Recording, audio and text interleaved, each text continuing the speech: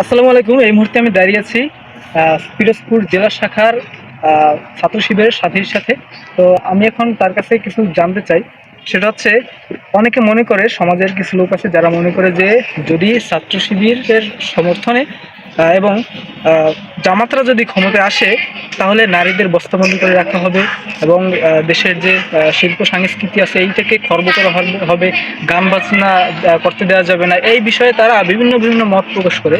তো এই বিষয়ে আমি ভাইয়ের কাছে কিছু জানতে চাই, তারা এই যে তাদের এই ধারণাটা আসলে কতটা যৌক্তিক বা তারা তারা কি সঠিক ধারণা করতেছে কিনা, সেই বিষয়ে আপনার কি মনে হয়?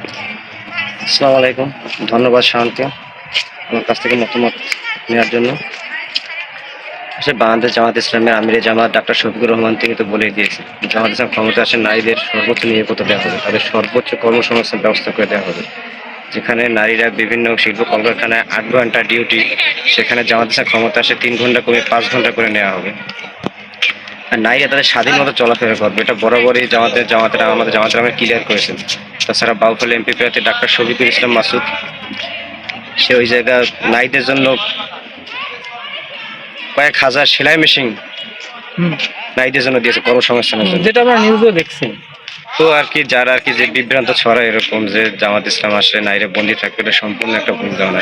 তাছাড়া যদি দেখতে পারেন ঢাকা বিশ্ববিদ্যালয় ছাত্র শিবিরের যে ভিপি হয়েছে সাদিক কায়েম এবং জিএস, ঢাকা বিশ্ববিদ্যালয়ের ছাত্র শিবিরের সভাপতি SM ফরাদ, তারা এখন ঢাকা বিশ্ববিদ্যালয়ের ছাত্র সংসদ চালায়।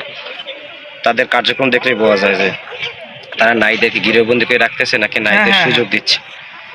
তবে এটা বলতে চাই, জামাত যদি ক্ষমতা আসে তাহলে সমাজের ভিতরে অশ্লীলতা বেহায়াপনা এটা চলবে না। এটা চলবে। শিল্পীদের ব্যাপারে সেটা আর কি এটা তারতম্য থাকবে। যেমন অনেক শিল্পী আছে, অনেক গায়ক আছে, যেমন অনেক সময় ইসলাম বিরোধী কথাবার্তা হয়ে যায়, সেটা আর কি হতে দেওয়া যাবে না। তাছাড়া সব সম্পূর্ণ ব্যালেন্সের মাধ্যমে চলা হবে। ধন্যবাদ।